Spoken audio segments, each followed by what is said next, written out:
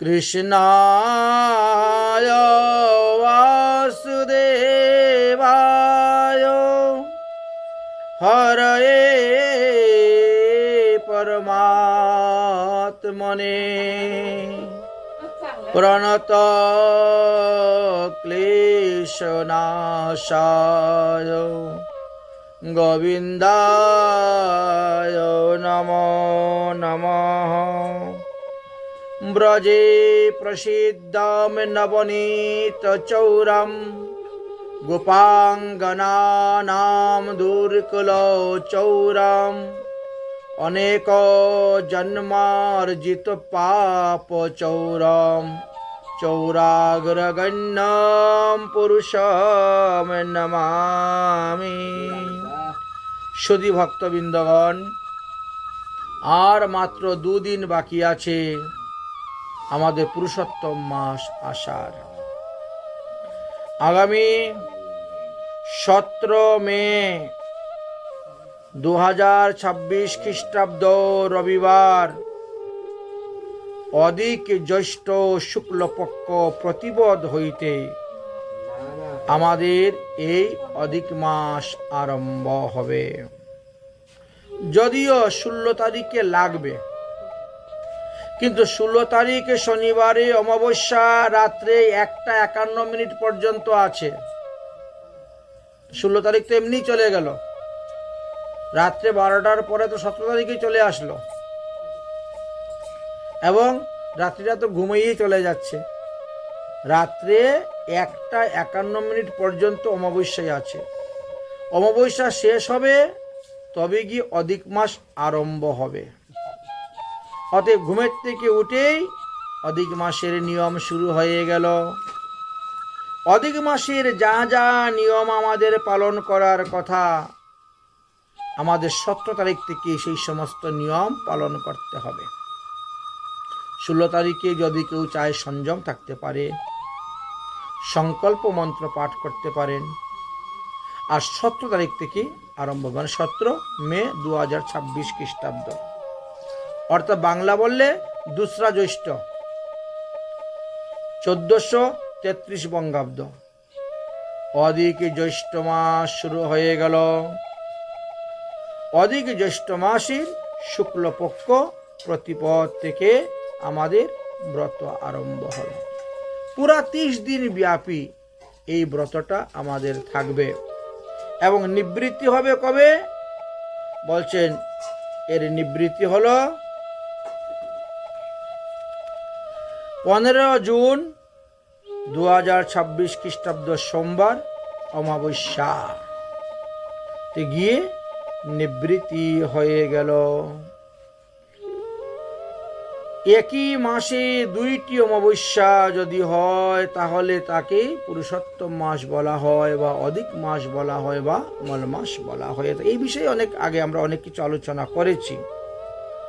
তাহলে প্রবৃত্তি হলো আমাদের 16 তারিখ রাত্রে, অর্থাৎ 17 তারিখ থেকে ধরেন 17 মে থেকে আরম্ভ হলো, আর 15 জুন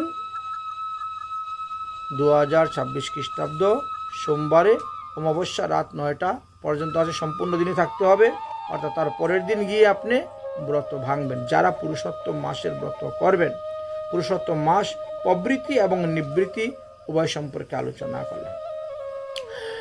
এই পুরুষোত্তম মাসে যে যাহা নিয়ম করবেন সেই নিয়ম অনুসারী পালন করবেন, কারণ 1000 গুণ বেশি ফল পাওয়া যায় অন্যান্য মাস হইতে। বৈশাখ মাস, শ্রাবণ মাস, কার্তিক মাস, মাঘ মাস যে সমস্ত ব্রত আচরণ করে থাকেন মানুষ, এই পুরুষোত্তম মাসে ব্রত করলে তার থেকে 1000 গুণ বেশি ফল পাওয়া যায়। এই পুরুষোত্তম মাসে যদি কেউ একজন বৈষ্ণবকে সেবা দেয়, ভোজন দেয়, 1000 বৈষ্ণব সেবা দেওয়ার ফল পাবে। এই পুরুষোত্তম মাসে যদি কেউ একবার ভাগবত সপ্তাহ দেয়, একটি ভাগবত সপ্তাহ যজ্ঞ, তাহলে 1000টি ভাগবত সপ্তাহ যজ্ঞ দেওয়ার ফল পাবেন। এই পুরুষোত্তম মাসে যদি কেউ অষ্টপ্রহর নাম সংকীর্তন দেয়, যজ্ঞ করেন, তাহলে 1000টি নাম সংকীর্তন যজ্ঞ দেওয়ার ফল পাবেন। এই পুরুষোত্তম মাসে যদি ভগবানের চরণে কেউ একটা তুলসী পাতা অর্পণ করে, তাহলে 1000টা তুলসী পাতা অর্পণের ফল পাবেন। অর্থাৎ যাহা কিছু করবেন সব সহস্র গুণ বর্ধিত হয়ে ফল লাভ করা যায়। এই পুরুষোত্তম মাসে যারা ভগবানকে অর্ঘ্যদান করবেন, সাদা তিল, শ্বেত দুব্বা, শ্বেত ফুল, তুলসী হাতে নিয়ে অর্ঘ্যদান করবেন, তাদের জন্য একটি মন্ত্র দেওয়া আছে, হরিভক্তি বিলাসে দিয়ে গেছেন। দেব দেব নমস্তুভ্যং পুরাণ পুরুষোত্তমম গৃহানাম অর্ঘ্যং ময়া দত্তম রাধায়া সহিত হরে। হে দেবদেব ভগবান পুরুষোত্তম অনাদির আদি শ্রী গোবিন্দ, আমি আপনাকে অর্ঘ্যদান করিতেছি। শ্বেত দুব্বা, শ্বেত তিল, শ্বেত পুষ্প আদি অন্যান্য দ্রব্য শ্রীমতী রাধারানীর সহিত তুমি তাহা সাদরে গ্রহণ কর। এইভাবে অর্ঘ্যদান করার মন্ত্র বলেছেন। দণ্ডবত প্রণাম করার মন্ত্র বলে গিয়েছেন। পুরুষোত্তম মাসে একটা বিশেষ মন্ত্রের দ্বারা প্রণাম করতে হয় ভগবানকে।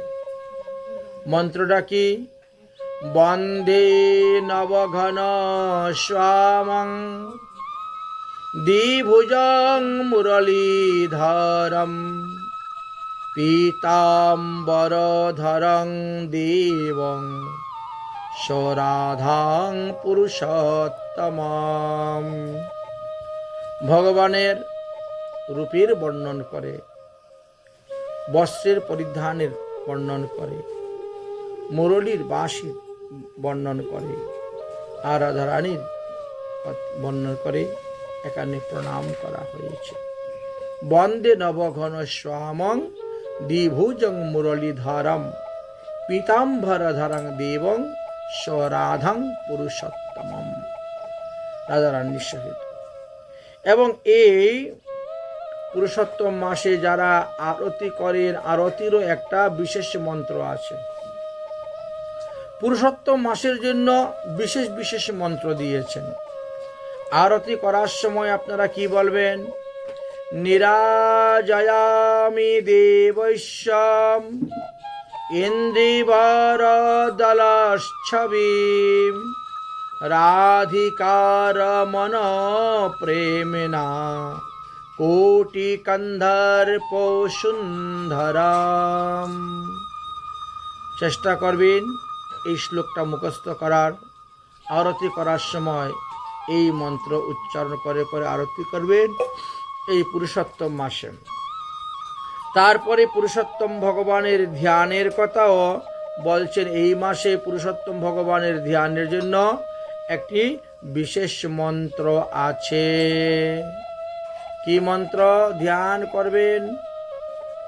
অন্তর জ্যোতি রতেন রতেন রচিত সিংহাসনে সংস্থিতম বংশী নাদ বিমোহিত ব্রজবধূ বৃন্দাবনে সুন্দরম ধ্যায়েত রাধিকায়া সকৌস্তুভ্য মুনি প্রধুক্তি তুরস্থলম রাজদ্ধরত্ন কিরীটি কুণ্ডলধবং প্রত্যগ্র পীতাম্বরম।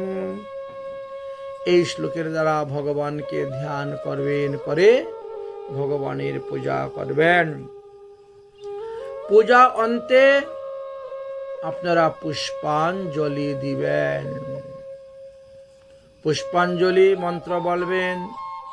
নমো নবঘন স্বামং পীতবাসো সমুচ্যুতম শ্রীবৎসল ভাসিতো তস্করং রাধিকায়া সহিতং হরিম। এইভাবে মন্ত্র উচ্চারণ করে আপনারা ভগবানকে পুষ্পাঞ্জলি অর্পণ করবেন। তারপরে যারা যারা সংকল্প মন্ত্র পাঠ করার ইচ্ছা তারা অবশ্যই সংকল্প মন্ত্র পাঠ করবেন। এখন কথা হলো, এই পুরুষোত্তম মাসে আপনাদের কি করণীয় বা আমাদের কি করণীয়? আমরা পুরুষোত্তম মাসে কি কি করব? 1 নম্বর, ভগবান শ্রীকৃষ্ণের উদ্দেশ্যে দীপদান করবেন। শুকনো তুলসী কাষ্ঠের ডাল নিয়ে আসবেন, তার মধ্যে তুলা, কার্পাস তুলা সুন্দর করে পেঁচাবেন, তারপরে উপরে ঘি দিবেন, কর্পূর দিবেন, দিয়ে ওই তুলসী কাষ্ঠের ডালটা দিয়ে আরতি করবেন। তাহলে 1 লক্ষ প্রদীপ দান করলে যে ফল পাওয়া যাবে, একটি তুলসী কাষ্ঠের ডাল যুক্ত সেই বাতি দিয়ে আরতি করলে সেই ফল লাভ করা যাবে। এটি হলো 1 নম্বর। 2 নম্বর, অধিক মাসে অধিক পরিমাণে হরিনাম জপ করিবেন, হরিনাম কীর্তন করিবেন। আপনি যদি 1 মালা জপ করেন তাহলে 1000 মালা জপের ফল পাচ্ছেন। এমন সুযোগ পাওয়া যায় না। এমন সুযোগ দেখো 3 বছর পর পর একবার আসে। হয়তো সামনের অধিক মাস পেতেও নাও পারি, তার আগেই মরে যেতে পারি, বলা তো যায় না, নিঃশ্বাসের তো বিশ্বাস নেই। তো এইবার যখন পেয়ে গেছেন অধিক মাস সামনে, তাহলে অধিক পরিমাণে হরিভজন করুন, হরিনাম করুন, হরি কীর্তন করুন, লাভ হবে। 2 নম্বর নিয়ম গেল। 3 নম্বর নিয়ম কি? প্রতিদিন ভাগবত পাঠ শ্রবণ করুন, বা আপনি নিজেও পড়তে পারেন, কীর্তন করুন। 4, প্রতিদিন শালগ্রাম শিলা বা গোবর্ধন শিলা গিরিধারীর অর্চন করুন, চরণে ফুল তুলসী অর্পণ করুন। 5 নম্বর নিয়ম, যারা গঙ্গার তটে অবস্থান করতেছেন তারা প্রতিদিন গঙ্গা স্নান করুন। যারা গঙ্গা হইতে অনতি দূরে আছেন তারা গঙ্গা গঙ্গা বলেও স্নান করবেন, আর না হলে গঙ্গা আদি তীর্থকে আহ্বান করে মন্ত্র স্নান করুন। 6 নম্বর নিয়ম, অধিক মাসে তীর্থ পর্যটনের মহিমা অধিক পরিমাণের। তাই শ্রীধাম, বৃন্দাবন, নবদ্বীপ, নীলাচল আদি সেই রকম তীর্থস্থান ভ্রমণ করতে যান, দর্শন করতে যান, পরিক্রমা করতে যান। যদি তাও না পারেন তাহলে 7 নম্বর নিয়ম, প্রতিদিন তুলসী দেবীকে জল দান করুন, তুলসীকে পরিক্রমা করুন, তুলসীর মহিমা কীর্তন করুন, তুলসীকে প্রণাম করুন, তথাপিও আপনার লাভ হবে। 8 নম্বর নিয়ম বলছেন তুলসী পরিক্রমা আর তীর্থ পরিক্রমা দুটার বিশেষ মহিমা। 9 নম্বর নিয়ম দিলেন গিরিরাজ পরিক্রমা, প্রতিদিন গিরিরাজ গোবর্ধন পরিক্রমা করুন। যদি এতে অসমর্থ হন তাহলে 10 নম্বর নিয়ম, প্রতিদিন রাধাকুণ্ড পরিক্রমা করুন। আচ্ছা, অনেকগুলি নিয়মের কথা আছে, যে কোনো একটা নিয়ম আপনি 1 মাস ব্যাপী পালন করে যান। তারপরে 11 নম্বর নিয়ম বললেন 33টি তুলসী পাতা ভগবানের চরণে প্রতিদিন দান করুন। 33টি ফুল, 12 নম্বর নিয়ম, 33টি ফুল প্রতিদিন ভগবানকে দান করুন। 13 নম্বর নিয়ম, 33টি ফল ভগবানকে দান করুন। 14 নম্বর নিয়ম, 33টি পিঠা, আতপ চাউল, ঘৃত, চিনি দিয়ে পিঠা তৈরি করে ভগবানকে দান করুন। 15 নম্বর নিয়ম, 33 বার রাধা কৃষ্ণকে প্রণাম করুন প্রতিদিন। যারা সাষ্টাঙ্গে প্রণাম করবেন তাদের কোমরের উপরে যেন কোনো বস্ত্র না থাকে। মহিলাদের সাষ্টাঙ্গে প্রণাম নিষিদ্ধ, পুরুষরা সাষ্টাঙ্গে প্রণাম করবেন কিন্তু কোমরের উপরে যাতে কোনো বস্ত্র না থাকে। হরিভক্তি বিলাসে এটি বলে গিয়েছেন। কিছু কিছু সম্প্রদায়ের লোক আছে, জামা কাপড়, শার্ট, পাঞ্জাবি, মাফলার, টুপি সব কিছু নিয়েই, সোয়াটার নিয়েই বা একদম ধ্রাম করে পরে যান, একেবারে দণ্ডর মতো, লাঠির মতো পরে যান ভগবান। কিন্তু পেটাঙ্গ উতারো শব্দ দেওয়া আছে, কোমরের উপরে বস্ত্র রেখে সাষ্টাঙ্গে দণ্ডবোধ প্রণাম করতে নাই। তাহলে 15 নম্বর নিয়ম কি বললেন? 33 বার রাধা কৃষ্ণকে প্রণাম করুন। 16 নম্বর নিয়ম, 33টি প্রদীপ দান করুন, আর না হলে ওই যে তুলসী কাঠের ডাল দিয়ে দান করুন। 17 নম্বর নিয়ম, 33 জন বৈষ্ণবের সেবা করা। তো এই 17টা নিয়মের মধ্যে যদি কোনো একটা নিয়ম পালন করতে পারেন তাহলে তো আপনার মঙ্গল। আর কি বললেন? যদি কেউ মনে করেন যে আমি এই পুরুষোত্তম মাসের 1 মাস ব্রত পালন করব, তো যারা ব্রত পালন করবে তাদের জন্য একটা বিশেষ নিয়ম আছে।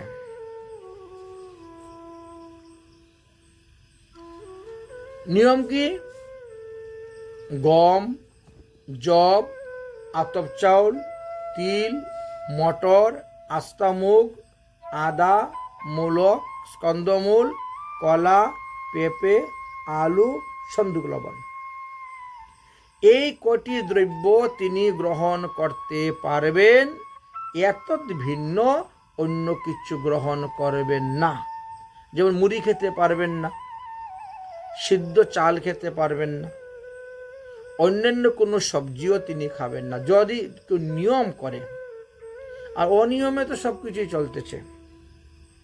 খাবারের নিয়ম যদি কেউ করেন তাহলে এই জিনিস তিনার চলবে। আর কেউ যদি খাবারের নিয়ম না করে, ভজনের নিয়ম করে, তাহলে ভজন চলবে। আচ্ছা, খাবারে আরও কিছু আপনি গ্রহণ করতে পারবেন, যেমন দুধ, দই, ঘি, দুগ্ধ সার, ঘুল আপনি পেতে পারবেন। এখন জ্যৈষ্ঠী মাস, কাঁঠাল খেতে পারবেন, আম খেতে পারবেন, হরিতকি খেতে পারবেন। আচ্ছা, সবজির মধ্যে একমাত্র জিরা আপনি দিতে পারবেন, অন্য কিছু না। তেঁতুল খেতে পারবেন, আমলকি খেতে পারবেন, চিনি, মিশ্রি এগুলা খাওয়া যাবে। এমনকি অতৈলপক্ষ ব্যঞ্জন আদিও গ্রহণ করিতে পারবেন, অর্থাৎ ঘি, তেলের মধ্যে রান্না করলে হবে না, ঘিয়ের মধ্যে। অতৈলপক্ষ ব্যঞ্জন মানে ভাজা বড়া কথা বলছেন, তেলের মধ্যে ভেজে কিছু খেতে যাবেন না। তো এইভাবে অনেক অনেক নিয়ম দিয়েছেন। এই পুরুষোত্তম মাসে এই সমস্ত নিয়ম যদি পালন করতে পারেন, জপ করতে পারেন, হরিনাম করতে পারেন, তাহলে অশেষ ফল আপনি লাভ করতে পারবেন। নমো কমল নেত্রায়, নমো কমল মালিন্যে, নমো কমল নাভায়, কমলাপতয়ে নমঃ। বিশেষ নিয়ম বললেন, প্রতিদিন সন্ধ্যা আরতির সময়, দীপদান করার সময় তুমি বলতে পারো বা পরেও তুমি বলতে পারো। কি বলবে? চৌরাগ্র গণ্যম পুরুষোত্তম স্তোত্রম মন্ত্র অষ্টক পাঠ করতে হবে। এটাকে বলা হয় পুরুষাষ্টকম। শ্রী চৌরাগ্র গণ্যম পুরুষাষ্টকম পাঠ করবেন। সন্ধ্যার সময়ে, দীপদানের সময়ও এটা সুর ধরে কীর্তন করে করে পাঠ করতে পারেন, নতুবা পরেও আপনি পাঠ করতে পারেন। তো সেটা কি? মনোহর ভজন দীপিকায় পেয়ে যাবেন, অন্যান্য জায়গায় পেয়ে যাবেন। আপনারা শ্লোকগুলো আমি বলে দিচ্ছি, আপনারা মিলিয়ে দেখবেন, পেয়ে যাবেন।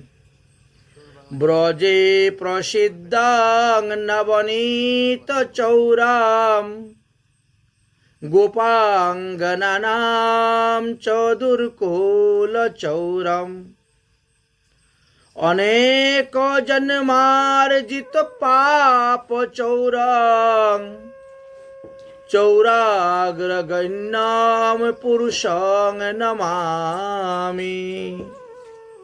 তার বাংলা অনুবাদ হলো, যিনি ব্রজে নবনীত চৌর, চুরি করতেন চোর, আর কি করতেন, গোপাঙ্গনাগণের মানে গোপাঙ্গনার রমণী গণের চিত্তকে তিনি চুরি করতেন। এই দুই নামে ব্রজে প্রসিদ্ধ, এক হলো মাখন চোর আর এক হলো গোপীগণের মন চোর। যিনি ভক্তগণের অশেষ জন্মার্জিত পাপ সকল হরণ করেন। গোপাঙ্গনানাম দুর্কুল চৌরম, অর্থাৎ সমস্ত গোপীগণের পিতৃকুল এবং শ্বশুরকুল, পিতৃকুল মাতৃকুল শ্বশুরকুলে যারা আছেন সবার পাপ হরণ করেন। যিনি ভগবানের চরণ আশ্রয় নিয়েছেন, সেই ভক্তগণের অশেষ জন্মার্জিত পাপ সকল হরণ করেন। এমন চোর আপনি জগতে পাবেন কোথায়?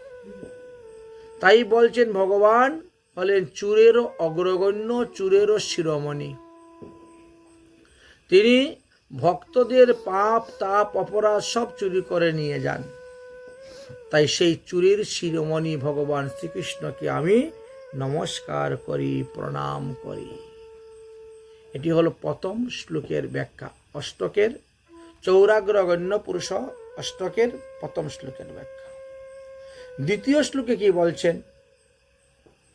শ্রীরাধিকায়া হৃদয়স্য চৌরাং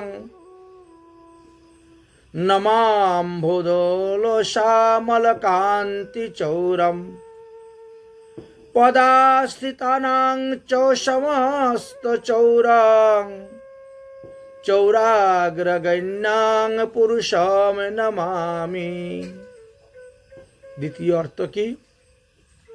যিনি রাধিকার চিত্তকে চুরি করে নিয়েছেন, যিনি নব মেঘের কান্তিকেও চুরি করে নিয়েছেন, যিনি স্বচরণাশ্রিত ভক্তগণের সর্বস্ব হরণ করে নিয়েছেন, সেই চুরির শিরোমণিকে আমি দণ্ডবতে প্রণাম করি।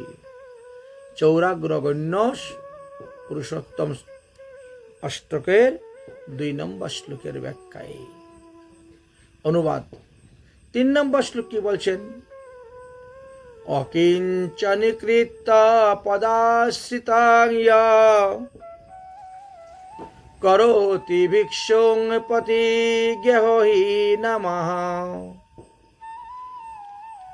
কেনাপি ভূ বিষ্ণুশ্চ ইদ্রিগা দৃষ্টং শ্রুত্বা ন জগত্রয়োপি।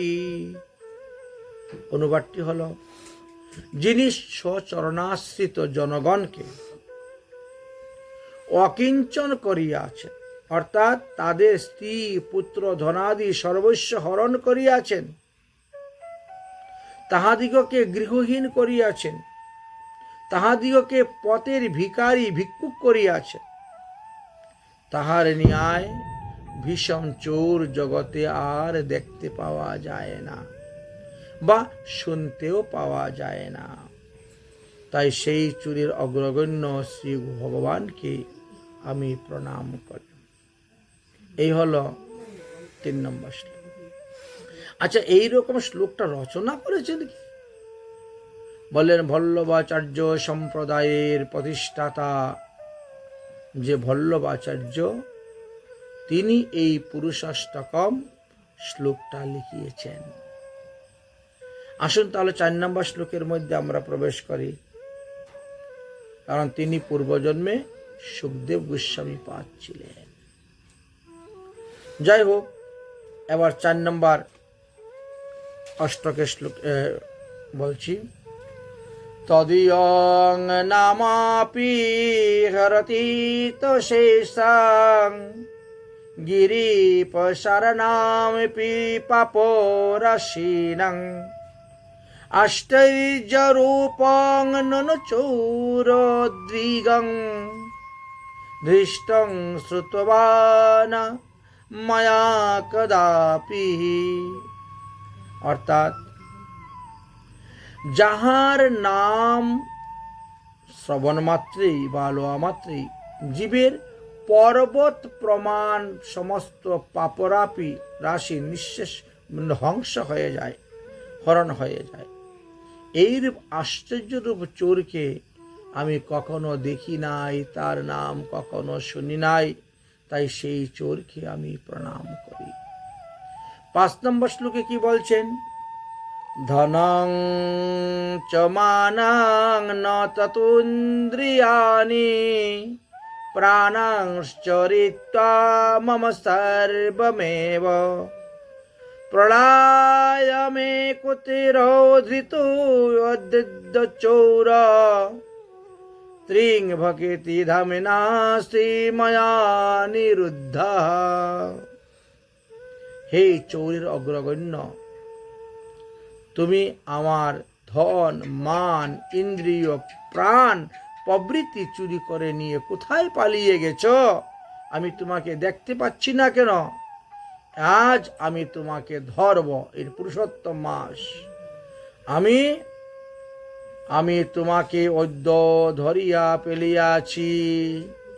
এখন আমি তোমাকে আমার ভক্তি রজু দ্বারা তোমাকে বান্ধিয়া রাখিব।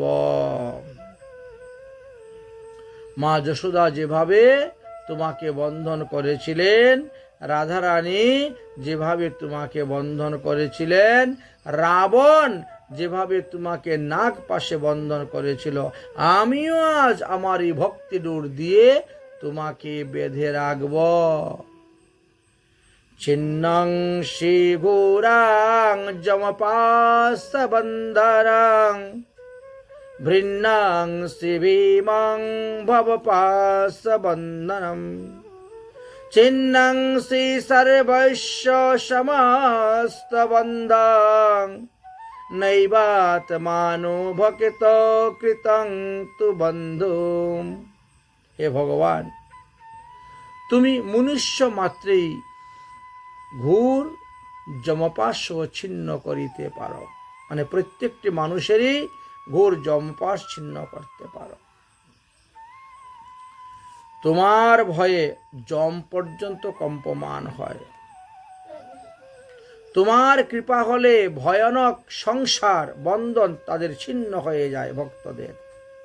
এমনকি সকলের সর্বপ্রকার বন্ধন থেকে তুমি তাদেরকে মুক্তি করতে পারো। কিন্তু ভক্ত যখন তোমাকে বন্ধন করে তখন তুমি তোমার বন্ধন ছিন্ন করতে পারো না। ভক্তের বন্ধনের মধ্যে তুমি পড়ে থাকো। তাই তোমার এক নাম ভক্তবৎসল। মতনানসে তামসরসি ঘোরাং কারাগৃহে দুঃখময়ে নির্বদ্ধ লবৈসহে চৌর হরের চিরায় শচৈর্যদুষচিতমেব দণ্ডাম। অতএব হে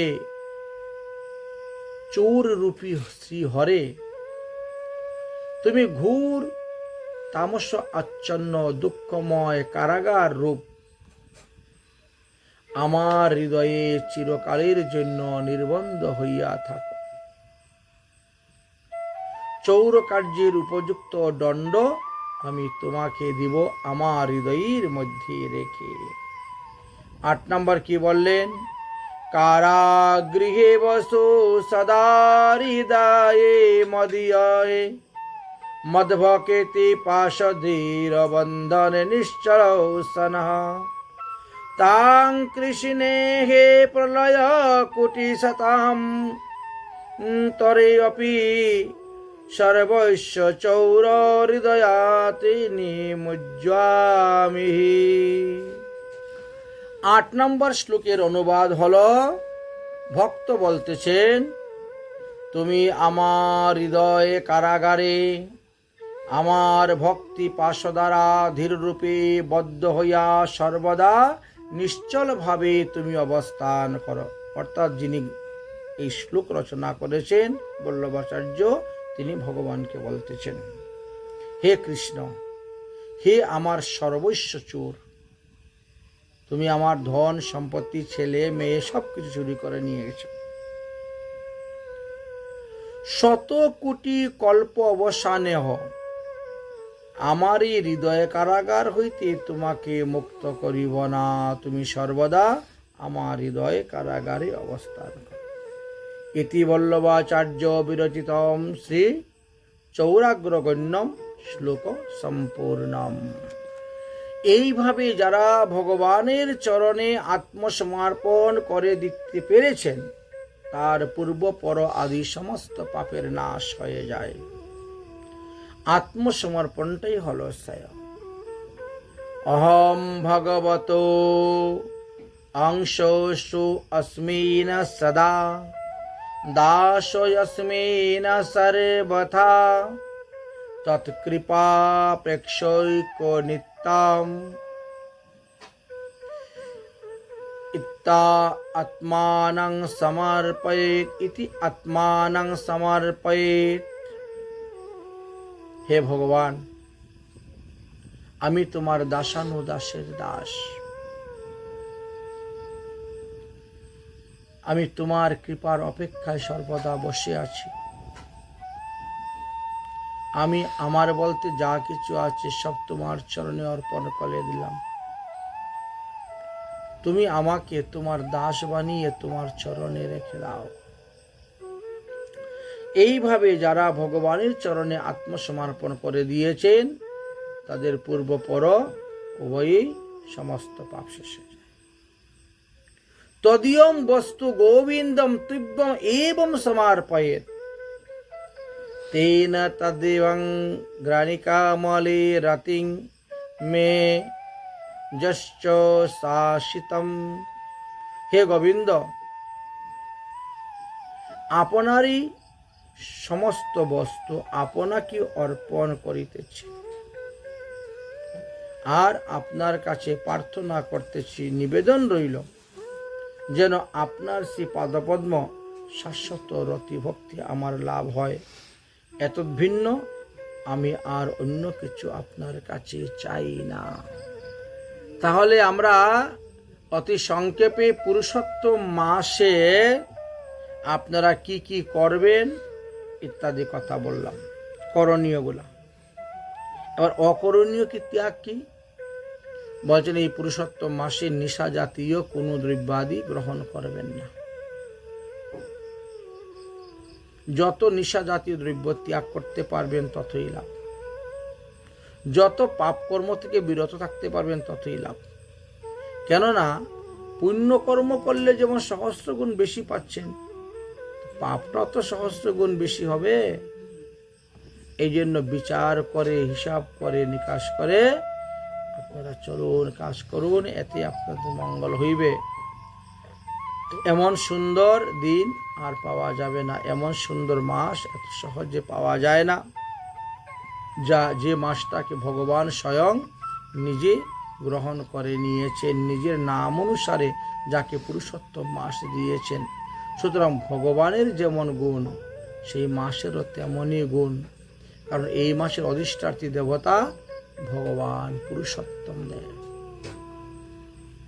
প্রতিটি মাসের অধিষ্ঠাত্রী দেবতা তো আছে, এই জন্য অধিক মাসের দেবতা হলো স্বয়ং ভগবান পুরুষোত্তম। এই জন্য এই মাসের মহিমা বেশি। আমরা সংক্ষেপে আলোচনা করলাম এই মাসের মহিমাগুলা। আপনারা যে যতটা নিয়ম পালন করতে পারবেন ততটাই আপনাদের লাভ। রাধে রাধে।